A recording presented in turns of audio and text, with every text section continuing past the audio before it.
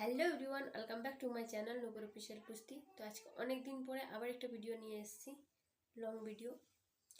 তো আজকে আমি যেটা নিয়ে কথা বলবো, ডার্মা রোলের।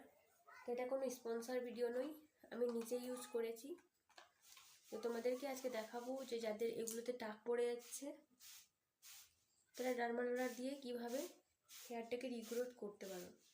তো বারবার বলছি, এটা কোনো স্পন্সর ভিডিও নয়, ঠিক আছে?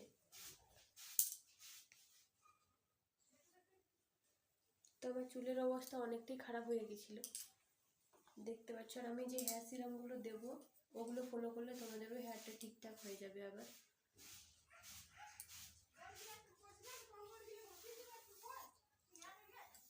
তো ফার্স্টের থেকে আমার হেয়ারটা কম করা আছে।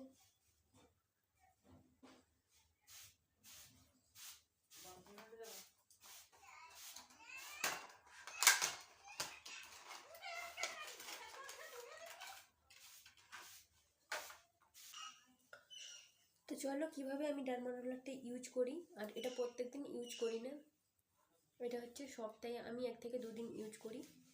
তো এটা কিনা আমার বেশি দিন হয়নি অবশ্য। তো তোমাদেরও হেয়ার লস হলে কীভাবে হেয়ারটাকে রিগ্রোথ করতে পারো সেটাই আমি আজকে তোমাদেরকে দেখাবো। ব্যাক সাইড করে তোমাদেরকে হেয়ারটা দেখিয়ে দিই।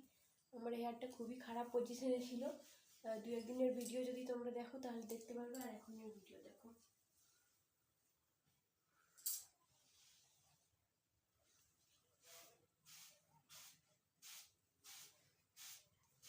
দেখতেই পাচ্ছ। তো চলো তোমাদেরকে দেখাই যে আমি ডার্মা রোলারটা কীভাবে ইউজ করি।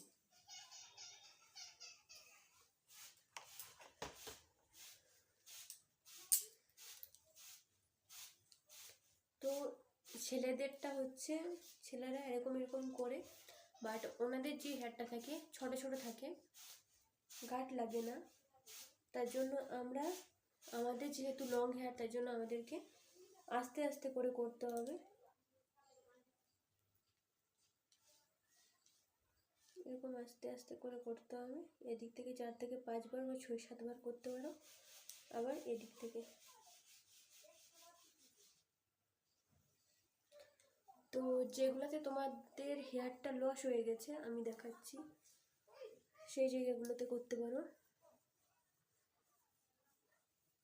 আর দেখো, আমার আগের ভিডিও দেখবে, এগুলো আমার পুরো টাকলু হয়ে গেছিলো, বাট এটা আমি ব্যবহার করছি।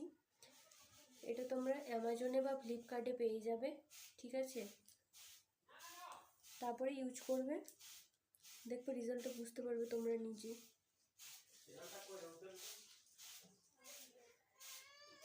এরকম করে আমরা এরকম করে, তো তোমাদের এরকম ফিল হবে যে কিছু কাটা দিয়ে দাবানো হচ্ছে, বাট এটাতে খুব ছোট ছোট নিডেল আছে। আর অনেক রকমের নিডেল থাকে, তোমাদের যেটা ডক্টরকে জিজ্ঞাসা করে তোমরা ওটা ব্যবহার করতে পারো।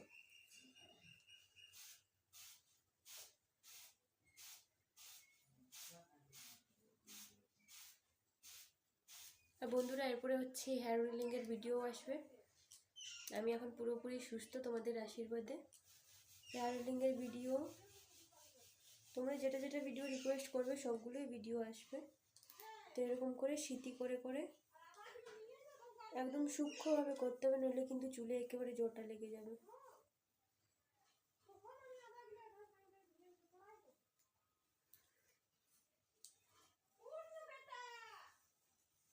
আর প্লিজ সাইডের আওয়াজগুলো একটু ইগনোর করো, কারণ আমি যখনই ভিডিও বানাই না কেন এরকমই হবে আমার। আর যাদের যাদের খুশকি হয়েছে, কীভাবে তোমরা খুশকি থেকে মুক্ত হবে কমেন্ট করো কমেন্ট বক্সে, অবশ্যই ভিডিওটা দিয়ে দেবো।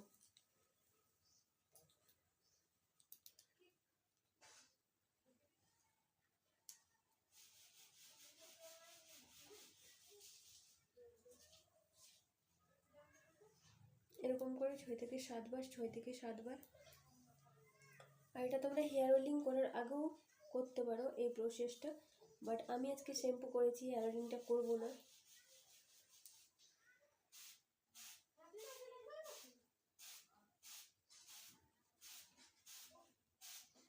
এরকম করে ওদিক থেকে 5 থেকে 6 বার, আর এদিক থেকে 5 থেকে 6 বার।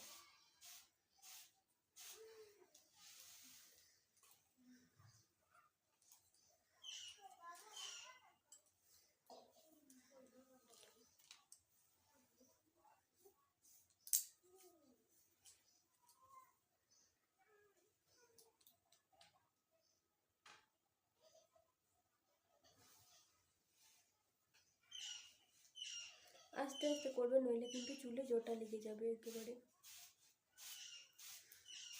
ঠিক আছে?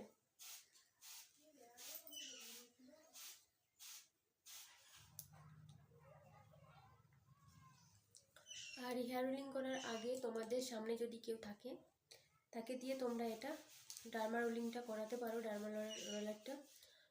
আর তোমরা যখন হেয়ারে ব্যবহার করবে অবশ্যই এটাকে পরিষ্কার করে রাখতে হবে। আর এই যে ডার্মা রোলার, এটা ফেসেও ব্যবহার করা যায়, বাট হেয়ারে আর ফেসে দুটো কিন্তু আলাদা করতে হবে। মানে একটা ডার্মা রোলার দুটো জায়গায় ইউজ করে যাবে না, হেয়ারও আর ফেসও। তার জন্য তোমাদেরকে আলাদা করে নিতে হবে।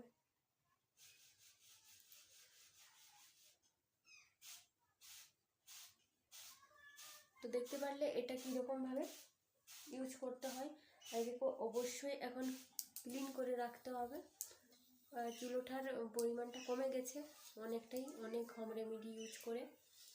তো এরপরে যে ভিডিওটা আসবে ওটা হচ্ছে হেয়ার পোরোসিটি, যে কোন হেয়ার পোরোসিটি থাকলে তোমাদের চুলের ক্ষতি হয়, কোন হেয়ার পোরোসিটি থাকলে তোমাদের চুলের ক্ষতি হয় না, আর হেয়ার পোরোসিটি তোমরা কিভাবে চেক করবে। আমার নিজেরই হেয়ার পোরোসিটিগুলো হেয়ার লো পোরোসিটি হয়ে গেছিলো, সেটাকে আমি হোম রেমেডি লাগিয়ে এখন ঠিক করে নিয়েছি। তো আমার মতো লো হেয়ার পোরোসিটিকে তোমরাও ঠিক করতে পারবে আমি যে হোম রেমেডিগুলো দেবো সেগুলো ব্যবহার করে। তো ঠিক আছে, আজকের ভিডিওটা কীরকম লাগলো প্লিজ কমেন্ট করে জানিও।